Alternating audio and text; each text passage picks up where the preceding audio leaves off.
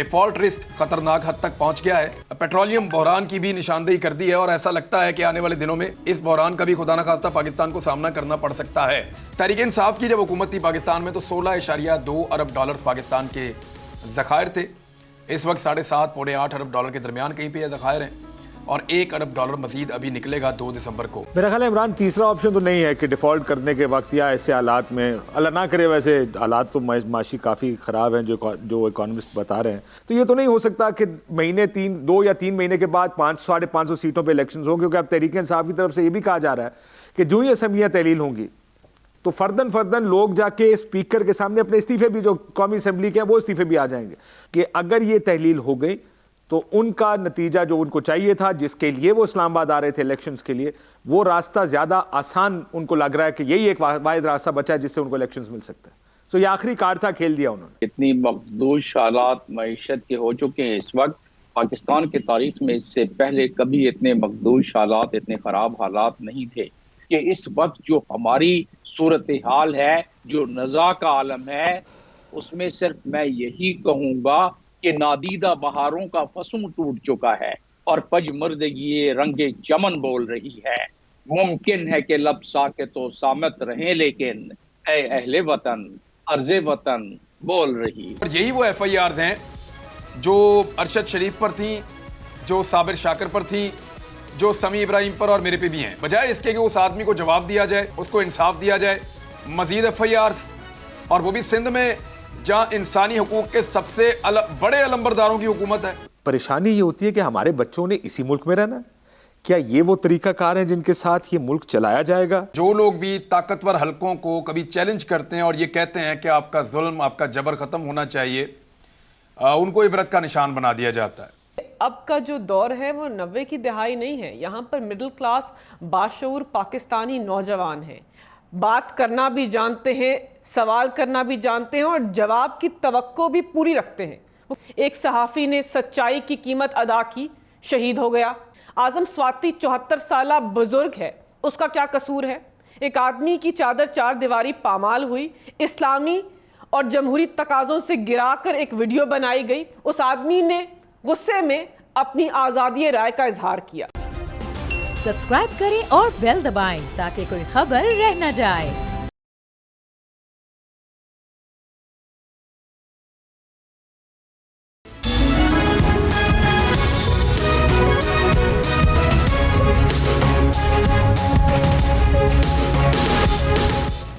बिस्मिल्लाहिर्रहमानिर्रहीम, अस्सलाम वालेकुम नाज़रीन, आप बोल्ड न्यूज़ देख रहे हैं। मैं इमरान रियाज खान हूँ। मेरे साथ जो मेहमान मौजूद है मैं तारुफ करवा दूँ ताकि हम बातचीत का डायरेक्टली आगाज़ करें।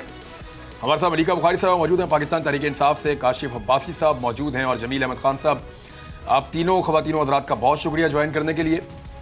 एक तो ये है कि इमरान खान साहब ने जो अनाउंसमेंट की है उस पर चेमगोइयाँ जारी हैं, कुछ क्लैरिटी है जो मज़ीद आनी चाहिए और हुकूमत भी अपने बयान दे रही है, अपोजिशन भी दे रही है, सूबाई हुकूमतों की जानिब भी लोग देख रहे हैं। सिचुएशन किस तरफ जाएगी, ये सब कुछ उस वक्त हो रहा है पाकिस्तान में जिस वक्त इकॉनमी का तकरीबन पट्टा बैठा हुआ है। भट्टा ऐसे बैठ गया है कि डिफ़ॉल्ट रिस्क ख़तरनाक हद तक पहुंच गया है और उसके अलावा कुछ और आदाद व शुमार हैं जो ख़तरनाक हैं।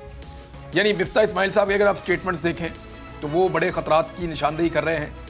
जो इमरान खान साहब की पार्टी के अंदर एक्सपर्ट्स हैं जो इसको जानते हैं वो बता रहे हैं कि पाकिस्तान खुदा न खास्ता किसी भी वक्त डिफ़ॉल्ट कर सकता है।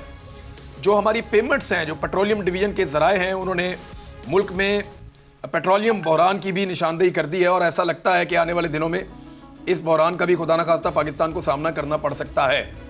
पेट्रोलियम डिवीज़न के अंदर जो एक लेटर लिखा गया है हुकूमत को, उस हवाले से ये है कि पाकिस्तान की LCs को ज़्यादा परसेंटेज के ऊपर एक्सेप्ट किया जा रहा है और ये 1% से भी कम होता है नॉर्मली और बहुत कम बेनिफिट के ऊपर पाकिस्तान को प्रोवाइड कर दिया जाता है। दुनिया भर में ऐसी होती है ये डील, लेकिन पाकिस्तान को 5-6% तक का कहा जा रहा है। बल्कि अब ये ऑप्शन भी आया है तहरीरी तौर पे कि पाकिस्तान जो है वो कैश के अंदर या प्री पे करके पहले पे कर ले और उसके बाद पाकिस्तान पेट्रोल हासिल करे। पाकिस्तान के जो ज़खायर हैं वो रह गए हैं सिर्फ 7.5 अरब डॉलर से कुछ ज़्यादा, और अगर इसमें से 1 अरब डॉलर मज़ीद निकाल दिया जाए जो कि स्कूक बॉन्ड्स का है, गवर्नमेंट को 2 दिसंबर को वो पे करना है, तो 2 दिसंबर को पाकिस्तान के पास $6.5 अरब से कुछ ऊपर अमाउंट रह जाएगी।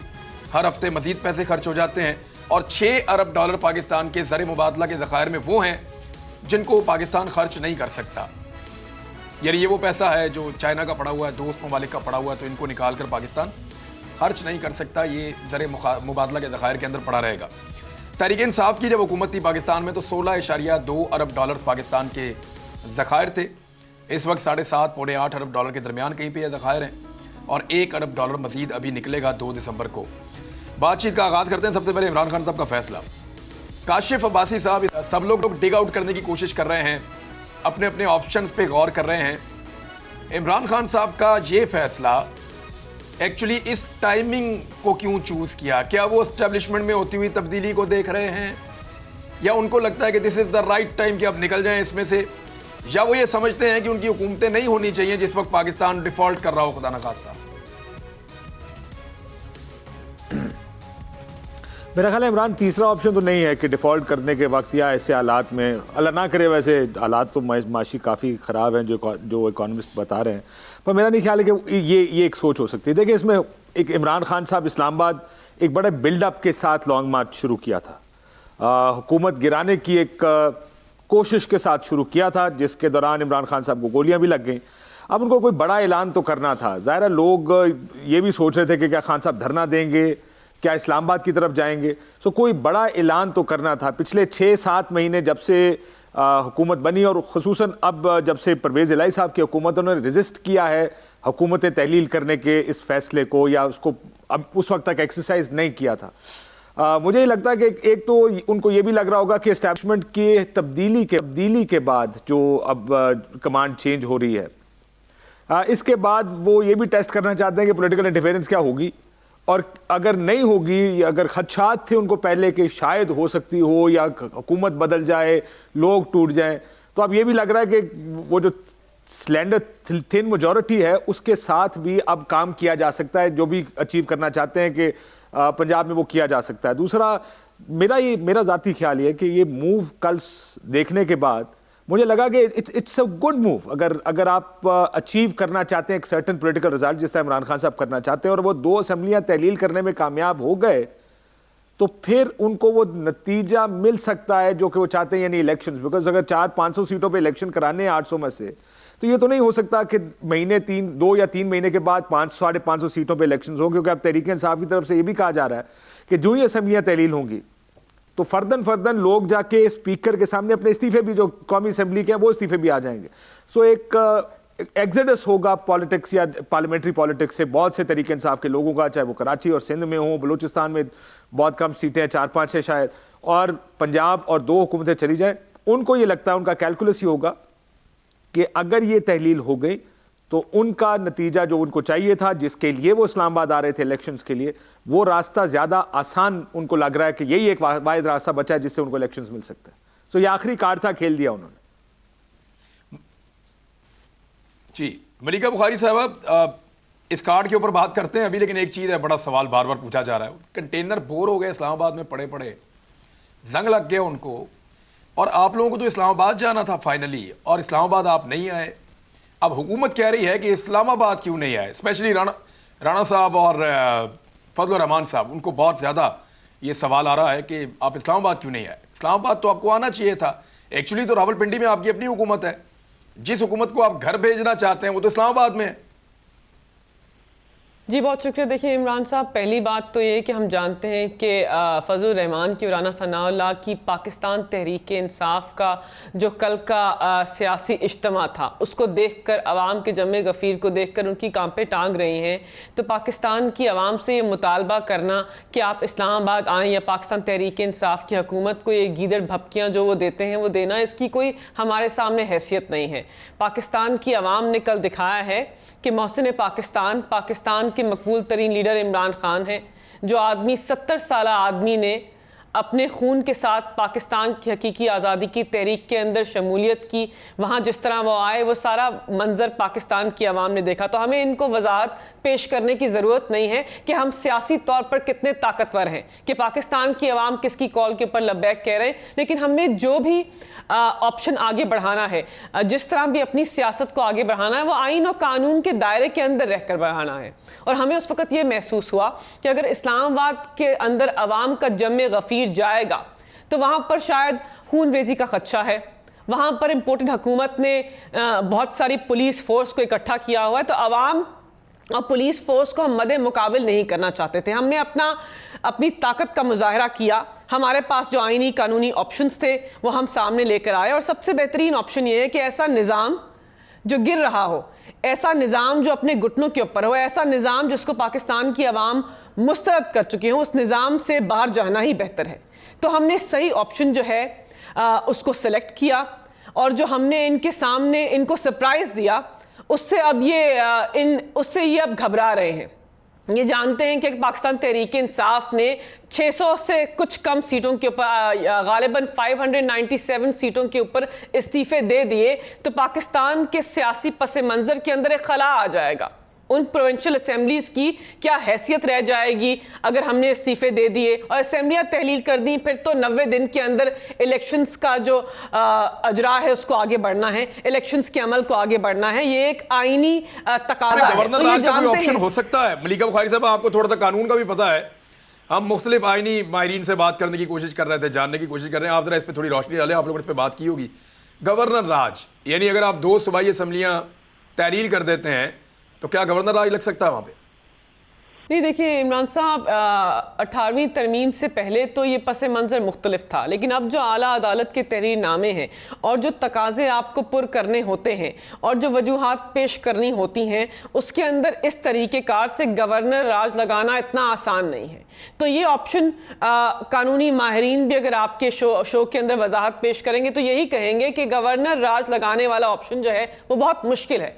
कोई भी पाकिस्तान की अदालत जो है इस किस्म के गवर्नर राज जो है उसको उस अमल को आगे बढ़ने नहीं देंगे, क्योंकि उसके तकाजे मुख्तलिफ होते हैं, उसका जो बार है वो बहुत हाई है। तो इस तरह आसानी से गवर्नर राज नहीं लगा सकते। और जहाँ तक इनकी हुकूमत या लोटों की हुकूमत के ज़रिए इक़्तिदार में आने की बात है, उसका रास्ता भी पाकिस्तान की आला अदालत ने ख़त्म कर दिया। जो तहरीर नामा है वो वाज़ेह है, अगर आप पाकिस्तान तहरीक इंसाफ के मुनहरिफ अरकान से वोट डलवाएंगे, कोशिश करेंगे इस किस्म की, तो वो वोट भी काउंट नहीं होगा। पाकिस्तान तहरीक इंसाफ के पास अददी अक्सरियत है, आपके पास अक्सरियत नहीं है, तो आप वो अमल भी आगे नहीं बढ़ा सकते।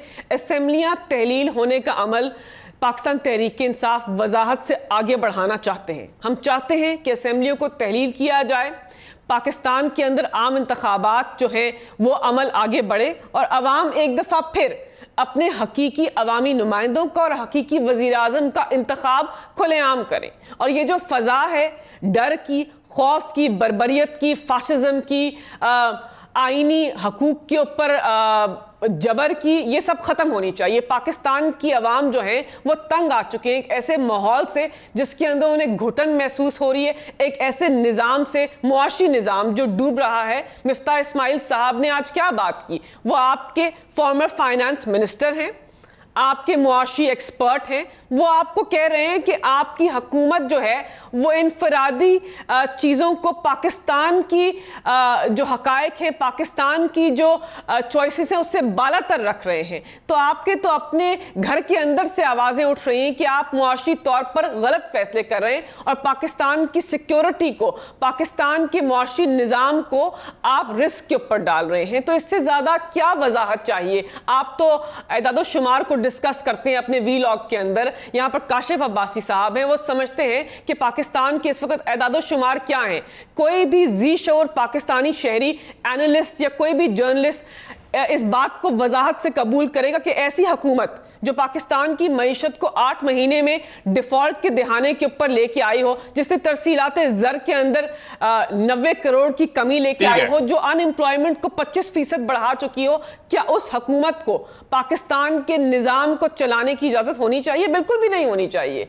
तो ये इसका वाहिद हल है और ये आईनी और कानूनी हल है। इंतशार को आगे बढ़ाना, इमरान खान पाकिस्तान के अंदर इंतशार फैलाने और पाकिस्तान के अंदर पीस रखने में, पाकिस्तान को मजबूत और मुस्तहकम रखने के अंदर एक दीवार है, उसका नाम इमरान खान है। इमरान खान की एक कॉल के ऊपर कल जम्मे गफीर इस्लामाबाद के ऊपर जाता, अवाम तो कह रहे थे कि आप इस्लामाबाद की हमें कॉल दीजिए, लेकिन एक आदमी है जो अमन को तरजीह दे रहा है। आपने उसका खून बहाया, उसके ऊपर 20 FIRs करवाई, उसके ऊपर सियासी केसेस किए, उसको नजरबंद करने की कोशिश की, उसके टीम के मेंबरान को हरासा किया, उसको उसकी किरदार कशी करवाई, फिर भी पाकिस्तान को फौकियत दे रहा है। ये बहुत अहम है। वो पाकिस्तान का रहबर है और वो पाकिस्तान को आईनी तरीके से मुस्तहकम रखना चाहता है। ये वाज़ेह हो गया है कि इमरान खान पाकिस्तान को मुस्तहकम मजबूत देखना चाहता है। जमील अहमद खान साहब, ये जो इमरान खान साहब ने मूव किया है, और इसको कुछ लोग कह रहे हैं, बल्कि बहुत सारे लोग इसको ऐसे देख रहे हैं कि ये एक फेस सेविंग हो सकती है सबके लिए, कि इमरान खान साहब अगर असम्बलियाँ तहलील कर रहे हैं सूबों में, तो फिर वफाक को भी इलेक्शन में जाना पड़ेगा, और ये जितना भी बर्डन है सारे एक दूसरे के ऊपर डाल के इलेक्शन में चले जाएंगे कि उसकी वजह से हुआ, उसकी वजह से हुआ। तो सबके लिए ये एक फेस सेविंग भी हो सकती है या एक मौका। अगर खुदा न खास्ता पाकिस्तान डिफ़ॉल्ट करता है, मिफ्ता इस्माइल ने आज कहा कि अगर आप ये जो दिसंबर वाली पेमेंट है वो कर लें तो उसके बावजूद आपका डिफ़ॉल्ट का रिस्क ख़त्म नहीं होगा। तो ये तो आने वाले दिनों में रहेगा, और इंटरनेशनल मार्केट से भी खबरें अच्छी नहीं आ रही, तो ये एक फेस सेविंग नहीं हो सकती सबके लिए। जी, हमारी रियासत की फेस सेविंग कह लीजिए। उसकी वजह यह है कि जो आपने अभी हालात बताए हैं मईशत के, जितनी मखदूश हालात मईशत के हो चुके हैं इस वक्त पाकिस्तान की तारीख में, इससे पहले कभी इतने मखदूश हालात, इतने ख़राब हालात नहीं थे। अगर मैं आपके सामने चंद फिगर ही पेश कर दूं तो वो सारी गुफ्तगू जो अब तक हुई है वो उसमें समो जाएगी, और वो फिगर्स कुछ इस तरह हैं जो खौफनाक और डरा देने वाले फिगर्स हैं। इस वक्त आपके इंटरनल और एक्सटर्नल डेट दोनों मिला के स्टेट बैंक के फिगर्स के मुताबिक, आदाद शुमार के मुताबिक, $253 बिलियन। बाकी तो आपने बता ही दिया कि आपके पास कितने रिजर्व भी रह गए हैं। आपकी इस वक्त जो अदायगी है वो 1 बिलियन, वो आपकी 5 दिसंबर को ड्यू है। बाकी सारा आप बयान कर चुके हैं, आपके नाज़रीन उसको उन्होंने सुन लिया है। लेकिन अगर हम इसको देखें तो इससे हटकर आपने कि हमें यह भी पता है कि FBI हमारे कोई 52% ड्रॉप हुए हैं सिर्फ 4 महीने में, जो पहले ही हमारे पास कुछ नहीं था। 4 महीने में 52% मजीद ड्रॉप हो गया हमारे पास। फर्स्ट क्वार्टर में हमारी जो डेट लायबिलिटी बढ़ी है, एक 3 महीने में वो 24% और बढ़ गई है। इसीलिए मैंने जो आपको फिगर बताई है, जो हमारी GDP की सूरत हाल हमें पता है, बाकी जो मिफ्ता इस्माइल ने बताया है वो आज सारों ने पढ़ लिया है। तो इन तमाम हालात में इमरान खान ने जो फैसला किया है, इस वक्त जो मारूजी हालात हैं, इस वक्त जो माहौलियाती हालात हैं, और इससे हटकर इसका एक और पहलू है जो नाक़दीन की तरफ से, वो भी मैं बयान कर दूंगा। लेकिन इन दिए हुए हालात में मैं समझता हूँ कि रियासत के लिए एक बड़ा फैसला है। कोई मुहिब्बे वतन सियासतदान, कोई मुहिब्बे वतन शहरी अगर इसका तजिया करे, गहराई में जाए, तो ये महसूस होगा कि बजाय इस्लामाबाद जाके, जो कि वहाँ जाके एक अफरा तफरी फैलती, वहाँ जाके एक मारा मारी होती, वहाँ जाके इतने बड़े क्राउड को आज तक दुनिया में कहाँ किसने कंट्रोल किया है, तो ये सारी चीज़ों को देखिए और सोने पे सुहागा। आप देख चुके हैं, आप सुन चुके हैं कि हुकूमत ने क्या पहले से फैसला कर रखा कि सेंसिटिव बिल्डिंग्स, इस्लामाबाद में ज़्यादातर सेंसिटिव बिल्डिंग्स हैं, उसको in aid of civil power, वो आर्टिकल का भी हवाला देते हैं कॉन्स्टिट्यूशन के, उसके मुताबिक हवाले कर दिया जाएगा। फौज की कमांड अभी चेंज हो रही है, और उसके बाद अगर उनके हवाले कर दें तो उनके भी हम आसाब को अब टेस्ट करना शुरू कर दें। शुरू में ही हम इसके मुतहम्मिल नहीं हो सकते। कोई फौज अपनी आवाम पर गोली चलाने में कोई 10,000 दफा सोचती है। एक आखिरी मैं नुक्ता आपको बयान कर दूं कि इस वक्त जो हमारी सूरत हाल है, जो नज़ा का आलम है, उसमें सिर्फ मैं यही कहूंगा कि नादीदा बहारों का फसूं टूट चुका है और पजमर्दगी रंगे चमन बोल रही है। मुमकिन है कि लब साके तो सामत रहें, लेकिन ए अहले वतन अर्ज़े वतन बोल रही है। जी, आदम सवाती साहब को आज दोबारा गिरफ्तार किया गया है, लेकिन कम से कम इतना तो सीखा कि गिरफ्तार कैसे करना है। और फिर सिंध के अंदर उनके ऊपर FIR पे FIR हो रही है। सिंध में इंसानी हुकूक के सबसे बड़े अलंबरदारों की हुकूमत है। ये ओनरशिप कैसे मिल रही है गलत काम को? एक ब्रेक के बाद काशिफ अब्बासी साहब से पूछते हैं।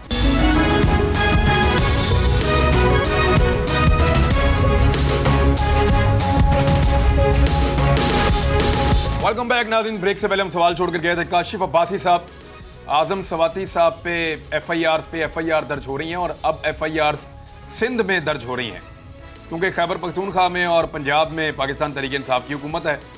इस्लामाबाद में एफआईआर दर्ज हो चुकी है, अब सिंध में लगातार दर्ज हो रही हैं।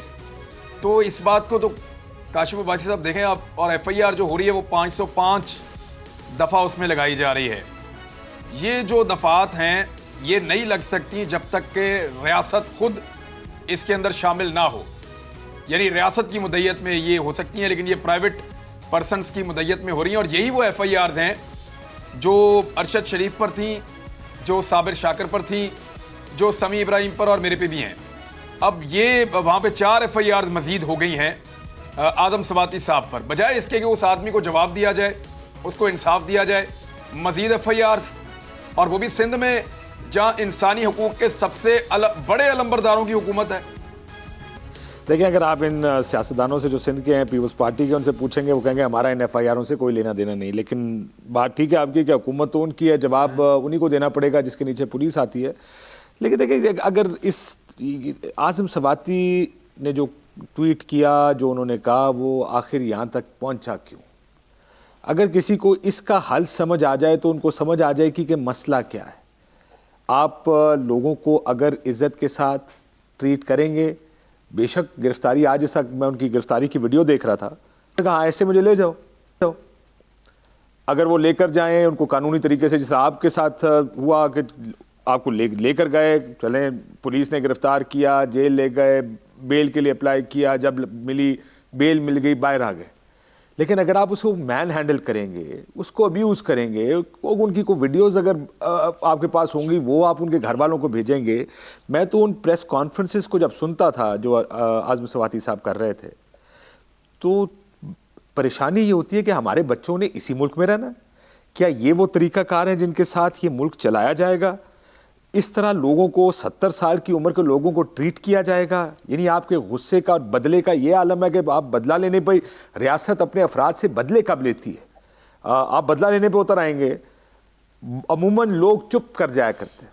देखिए, यहाँ पर एक और फ़र्क है कि इससे पहले भी शायद लोगों के साथ हुआ होगा, ज़बरदस्ती भी हुई होगी, नंगा भी किया होगा, किसी को वीडियोज़ भी बनाई, तशद्दुद भी किया होगा, लेकिन लोग खौफ, डर से चुप कर जाते हैं, जिसकी वजह से बहुत से पर्दे रह जाते हैं। आज़म सवाती साहब ने प्रेस कॉन्फ्रेंस में आके सारा कुछ बोलना शुरू कर दिया और उनका गुस्सा नज़र आ रहा है और उनके गुस्से की वजह भी नज़र आ रही है। यहाँ पर बजाय इसके कि कोई मरहम रखे, कोई इन चीज़ों को डिफ्यूज़ करे, कोई इनको हल करने की कोशिश करे, बजाय इसके कि आप ये करें, आप दोबारा अगर मज़ीद एफआईआर्स करेंगे तो उसको, जिसको नहीं भी पता कि आज़म सवाती साहब ने ट्वीट क्या की हुई है, वो भी अब पढ़ रहा है कि आखिर ट्वीट क्या की थी उन्होंने। तो मुझे लगता है कि ये थोड़ा सा 1-2 कदम पीछे लेकर इदारों को भी सोचना चाहिए, सबको ये सोचना चाहिए क्या इस हद तक जाना है। कुछ इस मसले, हर मसले का एक और काशिफ भाई, ये जो एक सोच है, मेंटालिटी है कि हमें हमेशा जीतना है, हम कभी हार नहीं सकते, हमें हमेशा जीतना है, हम कभी गलत नहीं हो सकते, हम हमेशा ठीक होंगे, दुरुस्त साबित होंगे और हमें कोई हमारी गलती नहीं निकाल सकता, हमसे सवाल नहीं किया जा सकता। ये जो अप्रोच है, इसके साथ तो फिर मामला कभी हल नहीं होगा, ये तो लड़ाई लगी रहेगी, आपको बंदे मारने पड़ जाएंगे। देखें, यही बात मैं कहता कि 2 चीज़ें जो इस आज़म सवाती साहब के केस में कम से कम, एक तो जब आपके पास ताकत है और आप कह रहे हैं हाँ मैं दिखाता हूं कि मेरे पास ताकत है, दूसरा उस ताकत के बल पर आप बदला लेने पर उतर आए। ये कॉम्बिनेशन बहुत बुरा है। ये मसले कभी हल नहीं होंगे इससे, बल्कि मसले बढ़ते जाएंगे। आज 2 लोग बोले हैं, शहबाज गिल तकरीर में बोल रहा है, आज़म सवाती अपनी तकरीर में बोल रहे हैं, कल और मजीद लोग बोलेंगे।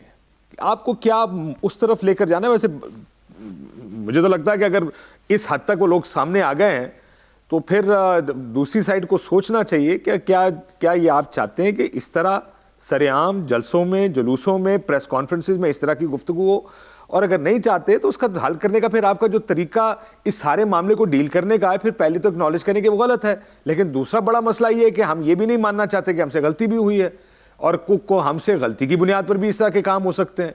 सो ताकत, उस ताकत का ऐसा इस्तेमाल, और फिर उसके बाद कोई शख्स अगर अपनी ग्रीवेंस बयान करे तो उसके बाद दोबारा ताकत का इस तरह का इस्तेमाल, ये मसले का हल नहीं है।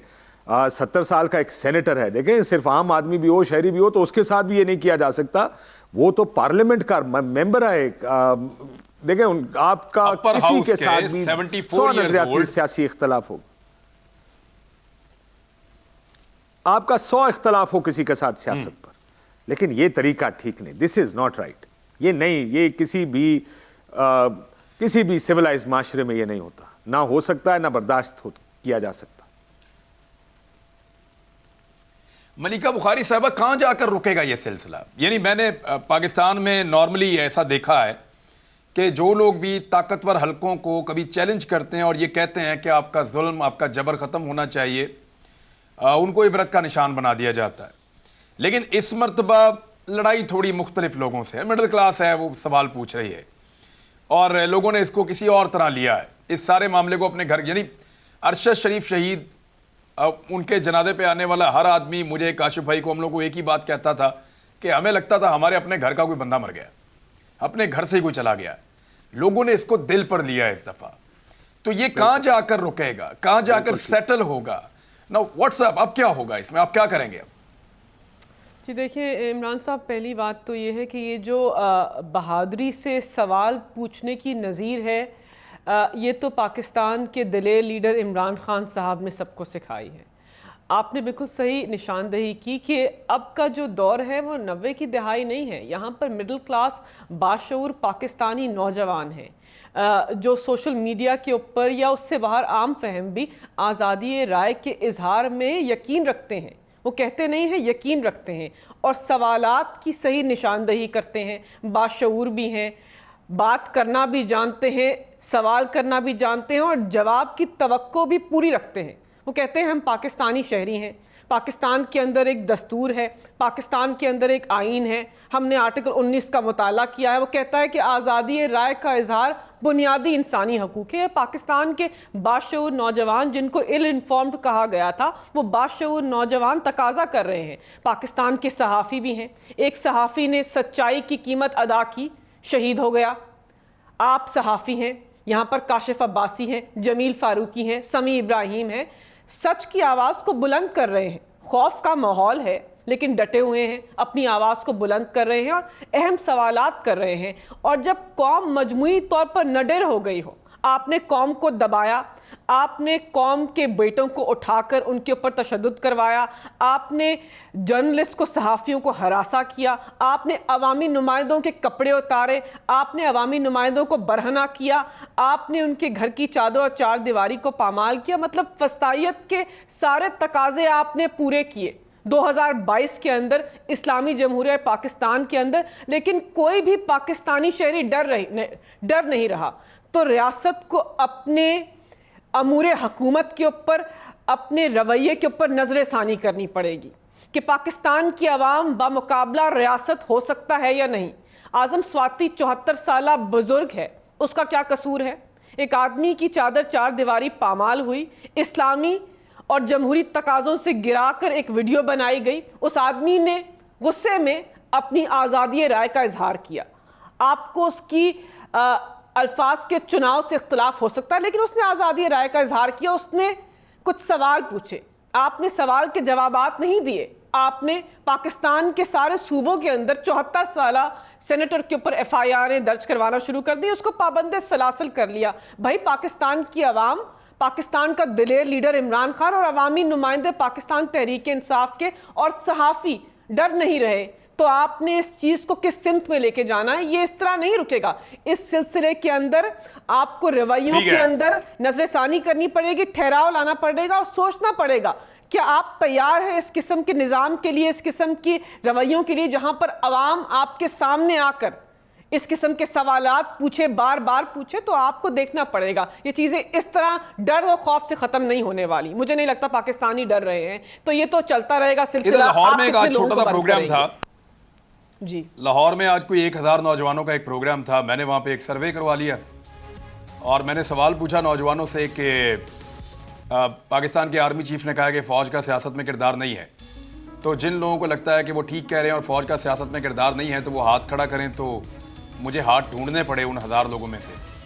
और जब मैंने कहा कि जिनको लगता है कि बाजवा साहब का बयान गलत है और फ़ौज सियासत में किरदार अदा कर रही है, तो 90% से ज़्यादा लोगों के हाथ खड़े थे। ये ट्रस्ट का जो डेफिसिट है या वो जो कह रहे हैं लोग उसको क्यों तस्लीम नहीं कर रहे, इसके ऊपर किसने काम करना है। एक ब्रेक लें, वापस आते हैं।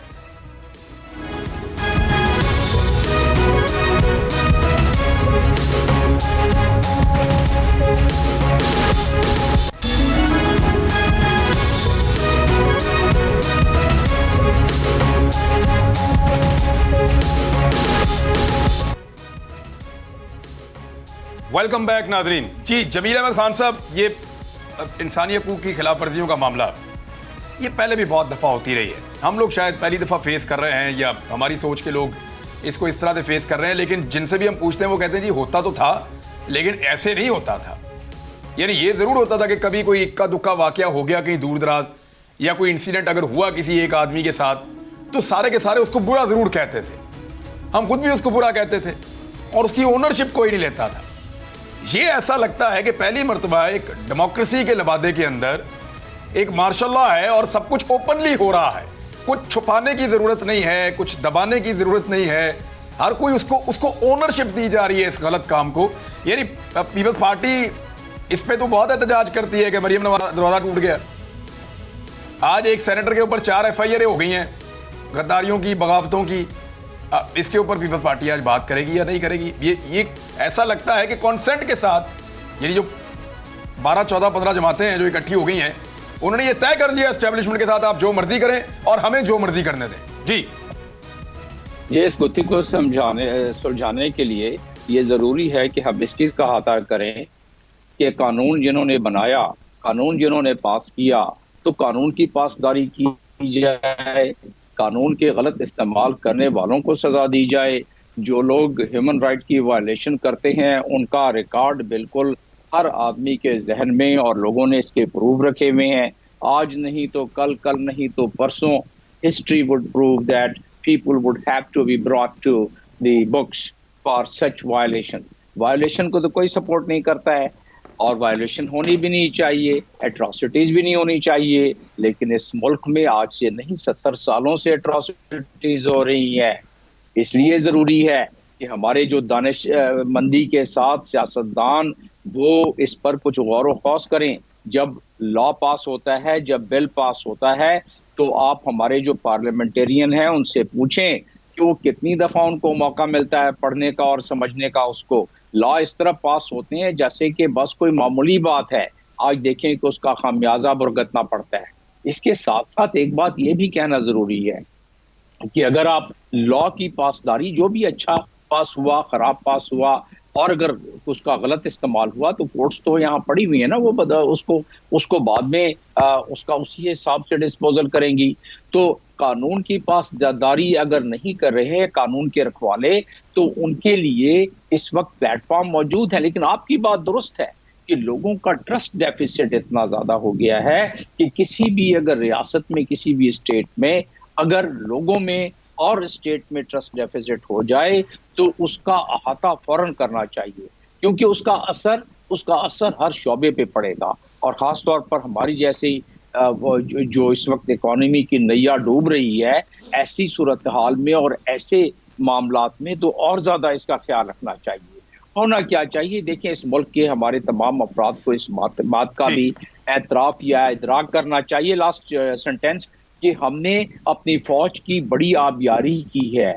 हमने अपने बड़े खून पसीने की कमाई देके, टैक्स देकर उसको यहाँ तक पहुँचाया है। दुनिया की 6th लार्जेस्ट आर्मी है ये और प्रोफेशनल आर्मी है।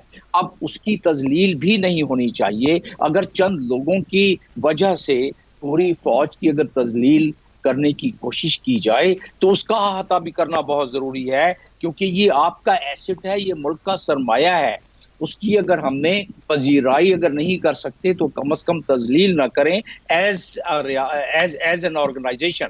But yes, if some individuals are involved in something, then there are the legal courts available ठीक है within the armed Kashif forces बासी and साहब, outside the काशिफ मेरा, अब आप लोगों ने काफी प्रेशर लिया है और आप उन सारी चीजों के विटनेस हैं जो होता रहा यहाँ पे, जो अरशद भाई के साथ हुआ, जो आपके साथ हुआ, जो सलमान इकबाल के साथ हुआ, जो अम्माद यूसुफ के साथ हुआ, जो खावर गुम्मन के साथ हुआ, ARY को किस तरीके से बंद किया गया।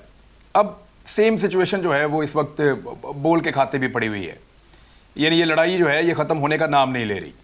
लड़ने वालों को कब समझ आएगी कि बोलने वालों की सोच को नहीं बदला जा सकता। कहीं ना कहीं अब खबर ट्रैवल करती रहती है। यानी मैं आपको मिसाल दे देता हूं, कितना रोकेंगे लोगों को। टिकटॉक के ऊपर अभी काम ही इन्होंने शुरू नहीं किया और टिकटॉक इस वक्त पाकिस्तान का सबसे खतरनाक मीडियम है जो लोगों की राय बना रहा है। कैसे रोकेंगे काशिफ भाई? देखिए, मैं इससे पहले कि इस पे बात करूं, अगर इजाज़त दें, तो अभी आपने जो कहा था ना कि शायद आपने नहीं देखा वाकई इस मुल्क में। देखिए, मैं बड़े अरसे से हम ये देख रहे हैं, जब मौका आता है इस तरह के हालात बन जाते हैं पाकिस्तान में, और ये नहीं होना चाहिए। जो आपने कहा ना कि क्यों ट्रस्ट डेफिसिट है, ट्रस्ट डेफिसिट इसलिए है कि सब हमेशा से होता आया है। सबने देखा है कि ये नो कॉन्फिडेंस कैसे कामयाब हुआ, सबने देखा है कि 18 का इलेक्शन कैसे जीती तहरीक इंसाफ।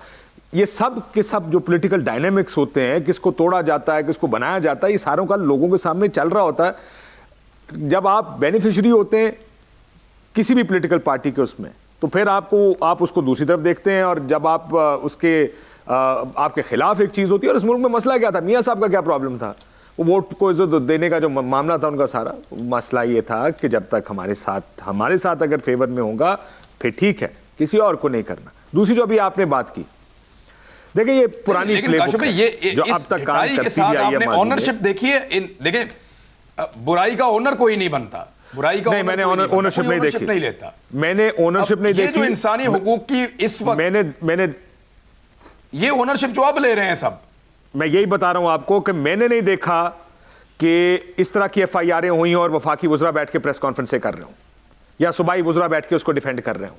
कि इमरान रियाज गिरफ्तार हुआ, ये मिसालें मैं टीवी पर बैठ के देख चुका हूं कि इमरान रियाज खान गिरफ्तार हुआ, मलिक अहमद ने प्रेस कॉन्फ्रेंस कर दी उसको जस्टिफाई करने के लिए। यहाँ ARY पर FIR हुई, राना सनाउल्लाह साहब ने प्रेस कॉन्फ्रेंस कर दिया उसको जस्टिफाई करने के लिए। मरियम औरंगजेब साथ बैठी है। ये पुराना तरीका है, ये आज से पहले चलता भी आया है। चैनल्स को बंद कर दो, जब जाहिर है लोगों की पेट पे लात पड़ेगी, 4000-3000 एम्प्लॉइज का मसला बनेगा, चैनल कॉम्प्रोमाइज करेगा, वो नुकसान में जाएगा, उसको वो कहीं ना कहीं उनसे कॉम्प्रोमाइज करेगा। This is the old playbook. आज भी ये प्लेबुक कामयाब है, लेकिन मैंने कल भी ये बात, पुराना खेल है, ठीक है, अपने चैनल में खेल बहुत पुराना है, खेल बहुत पुराना है और खिलाड़ी भी बहुत पुराने हैं, लेकिन इस तरह ओपनली कभी नहीं खेला गया और इस खेल को इतनी ओनरशिप पॉलिटिकल लोगों की तरफ से पहले नहीं मिली जैसी अब मिल रही है। ठीक बात, एक ब्रेक ले, बल्कि प्रोग्राम का वक्त खत्म हो गया। नाज़रीन, मुलाकात होती है अगले हफ्ते, अपना ख्याल रखिएगा, अल्लाह हाफ़िज़।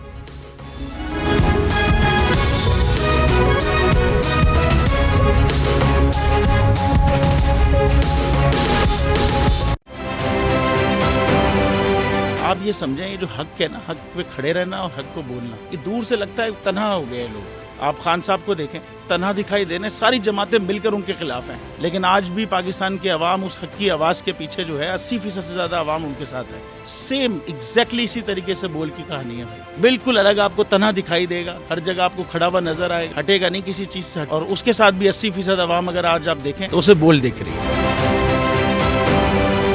जाली केस है ना, ये हम पे उस वक्त बनाए गए थे जब हुकूमत यही थी, इन्हीं लोगों की हुकूमत थी ना। और ये जाली केस, इनको मैं नहीं कह रहा इस केस को जाली केस, इनको पाकिस्तान में क्या पूरी दुनिया में एक ऐसा शिकायत कुंदा नहीं मिला, एक ऐसा कंप्लेनेंट नहीं मिला जिसने ये कहा हो कि हमारे साथ फ्रॉड हुआ है। तो ये खुद ही बन गए कंप्लेनेंट, और ये खुद ही इन्होंने खुद ही इन्वेस्टिगेशन की, उसकी खुद ही तफ्तीश भी की, यानी कि कंप्लेनेंट भी है, इन्वेस्टिगेशन ऑफिसर भी है। और इन द एंड इन्होंने फिर उसके बावजूद ये कोर्ट में जमा कराया कि जी ये केस जाली केस था और इसमें किसी किस्म जो कुछ एग्जैक्ट कर रहा था सब लीगल। ये मेरी बात नहीं है, ये इनके इन्वेस्टिगेशन ऑफिसर की बात। सबसे ज्यादा व्यूज और सबसे ज्यादा रेटिंग के साथ बोल आज भी रहा नंबर 1 पर। सब्सक्राइब करें और बेल दबाएं ताकि कोई खबर रह न जाए।